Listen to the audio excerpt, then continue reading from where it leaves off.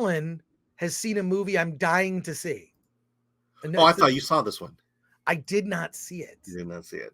I didn't see it. Yeah. So I have to. This part of me feels like this movie's out of my wheelhouse in terms of, this movie particularly isn't one that I would have gone out of my way to see, other than the fact that, we're in award season and we're trying to see as much as possible. But Pale Blue Eye is basically it's a book. It takes place, I think, not too far after the. Trying to remember, I think it's somewhere between the American Revolution and the Civil War. Let me correct you. It's not a book; it's a movie, but it's based on a book. Yes. Didn't I say that? You said it's a book. Pale Blue Eye is a book. Well, it is. It is a book, and the movie we have here is based on that book. All right. This is the Film Thread live stream, and we talk about films and not books. So this is an adapted work, and takes place at West Point. A murder has happened at West Point. One of the cadets' body found hung with its heart cut out, and cut out in such a way like as if a surgeon had done it. So they went in, and so Christian Bale's character, I forget the name of it, but he used to be part of West Point, active in that community. He has since left them, but because he was such a brilliant detective, they asked him to come back and help solve this murder.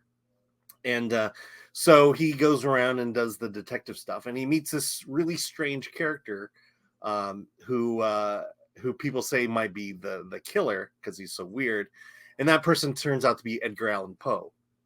And so realizing that Poe is not the killer, but because of his odd way of looking at life, looking at just the horrific way not only this guy died, but the way his entrails and stuff were removed, Edgar Allan Poe then becomes kind of his partner in all this. And as the investigation goes forward, more cadets are found dead. More, they're either hung, but all of them have one thing in common: their hearts and organs have been removed. And so this is the general play of this movie. Overall, I mean, I guess I had an okay time. I was interested. It gets, the reason the organs are missing, we soon realize that there's an occult aspect to this movie, that there's a form of Satanism that's going on, and Robert Duvall plays an expert in Satanism. That they go and they get some information from him.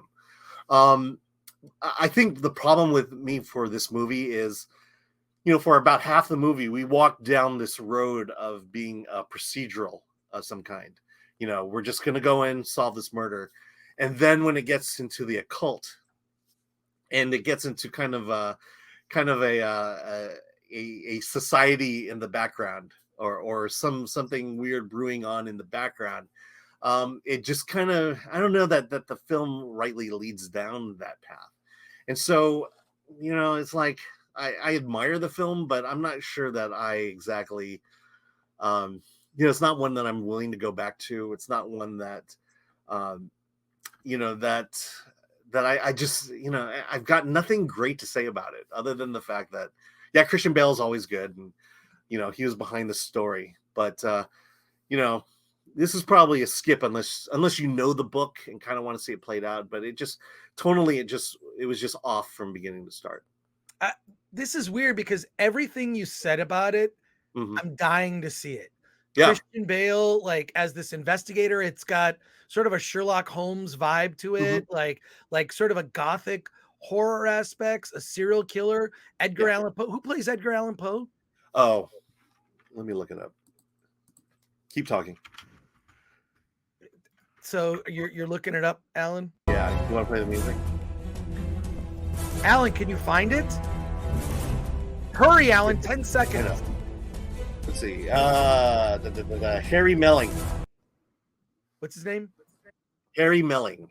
Melling. And then Gillian Anderson is also in it. I love Gillian. Literally everything you said about this movie, I'm like, Like, go Can't see wait to it. see it.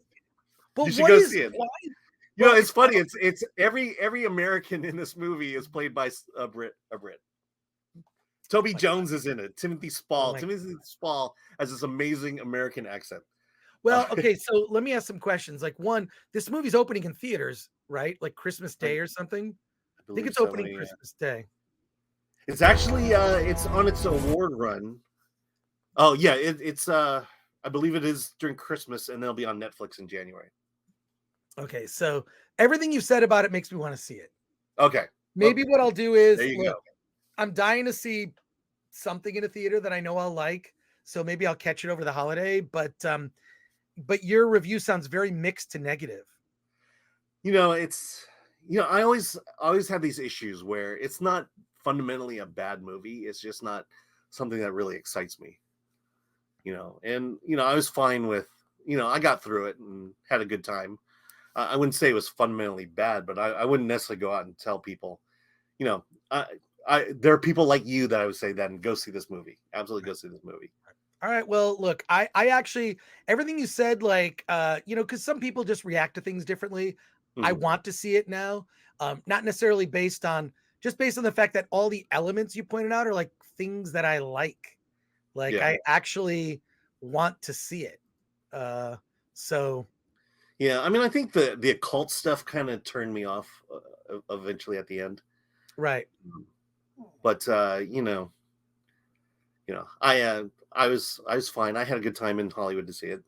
All right. Netflix has the greatest bathrooms in Hollywood, and I was glad to What use. what rating do you give the Netflix bathrooms?